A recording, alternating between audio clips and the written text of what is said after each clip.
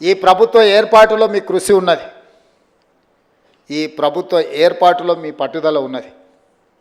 ఈ ప్రభుత్వం కూడా అంతే పట్టుదలతోటి న్యాయస్థానాలలో సంవత్సరాల కొద్దిగా కేసులు వాయిదా పడుతూ మీ సమస్యలకు శాశ్వత పరిష్కారం చూపించకుండా ప్రభుత్వం సాగదీస్తున్న సందర్భంలో గతంలో దాదాపుగా చీఫ్ సెక్రటరీ గారు చెప్తున్నారు, మీ యొక్క నోటిఫికేషన్స్ కానీ మీ పరీక్షలు కానీ 12 సంవత్సరాల నుంచి వాయిదా పడుతున్న సమస్య.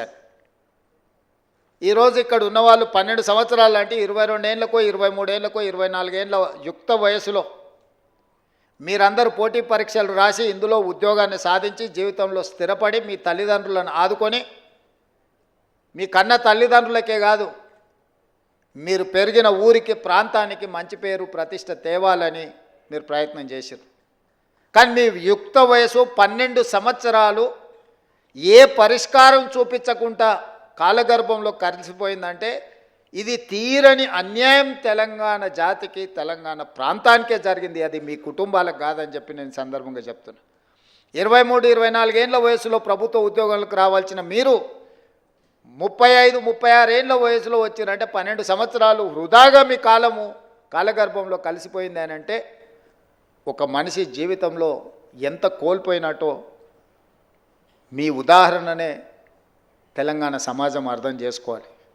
అందుకే బాధ్యత తీసుకున్న మరుక్షణం నుంచి ఇచ్చిన నోటిఫికేషన్లను, రాసిన పరీక్షలను, ప్రశ్నాపత్రాలను సంతలో సరుకులాగా అమ్ముతుంటే తెలంగాణ పబ్లిక్ సర్వీస్ కమిషన్ నుంచి వివిధ శాఖల యొక్క నియామకాలకు సంబంధించి ప్రత్యేకమైన సమీక్ష చేసి అధికారులను సమన్వయం చేసుకుంటూ న్యాయస్థానంలో ఉన్న చిక్కుముళ్లను విప్పుకుంటూ ఒక్కొక్క శాఖ నుంచి ప్రజలే సాక్షిగా ఏ ఎల్బీ స్టేడియంలో మేము బాధ్యత చేపట్టినమో ఏ ఎల్బీ స్టేడియంలో మీరందరూ ఆశీర్వదించి మాకు ఒక ఉద్యోగ అవకాశాన్ని ఉద్యోగ భద్రత కల్పించారో అదే ఎల్బీ స్టేడియంలో మా చీఫ్ సెక్రటరీ గారు వాళ్ళు అందించే వివరాల ప్రకారం దాదాపుగా 57,946 ఉద్యోగ నియామకాలు చేపట్టినమని గర్వంగా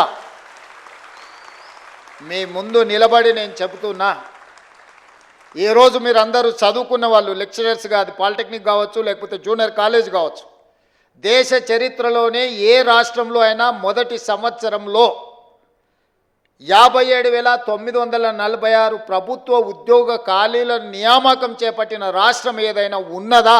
మీరు సమయం తీసుకొని మీరు మొత్తం వివరాలు సేకరించి మళ్ళీ తెలంగాణ సమాజానికి మీరు చెప్పండి. ఇది మా ప్రభుత్వం మీ అండతో సాధించిన విజయం. ఈ విజయం అసామాన్యమైనది.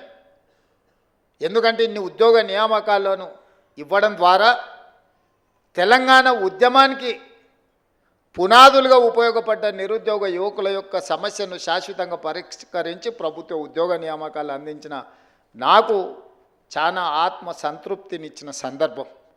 ఒక కుటుంబంలో ఒక ఉద్యోగం వస్తే ఆ కుటుంబం యొక్క భవిష్యత్తే కాదు వాళ్ళ భవిష్యత్ తరాల యొక్క భవిష్యత్తు కూడా తీర్చిదిద్దడానికి ఉపయోగపడుతుంది. ఈరోజు ప్రభుత్వ ఉద్యోగ నియామకాలలో మీరు అభివృద్ధి పదం వైపు నడిస్తే మీ భవిష్యత్ తరాలందరూ కూడా ఒక క్రమ పద్ధతిలో అభివృద్ధి జరగడానికి ఉపయోగపడుతుంది. మీ ఒక్కరికే పరిమితం అయ్యేది కాదు, మీకు మీ ఊరికి మీ కుటుంబానికి ప్రయోజనం చేకూర్చేది. ముఖ్యంగా విద్యాశాఖ ప్రభుత్వ ఉద్యోగాలలో అన్నిటికంటే కీలకమైనది విద్యాశాఖ. అది సాంకేతిక విద్యనా లేకపోతే ప్రాథమిక విద్యనా ఉన్నత విద్యనా ఏది అనేది పక్కన పెడితే ఈ విద్యనే దేశ భవిష్యత్తు తరగతి గదుల్లో ఉన్నది అని పెద్దలు చెప్పిండ్రు. ఇవాళ ఈ దేశం యొక్క ఆర్థిక పురోగతి మన విద్యాశాఖలో ఉన్నది. ఈ విద్యాశాఖనే భవిష్యత్తు విద్యార్థుల యొక్క భవిష్యత్తును తీర్చిదిద్దవలసిన మీ సిబ్బంది ఈరోజు ఆ బాధ్యత తీసుకొని తెలంగాణ నిర్మాణంలో భాగస్వాములు కాబోతున్నారు. అలాంటి విద్యాశాఖలో ఇచ్చే ఉద్యోగము విద్యాశాఖకు కేటాయించే నిధులు ఖర్చు కాదు, అది భవిష్యత్ తరాల పెట్టుబడి.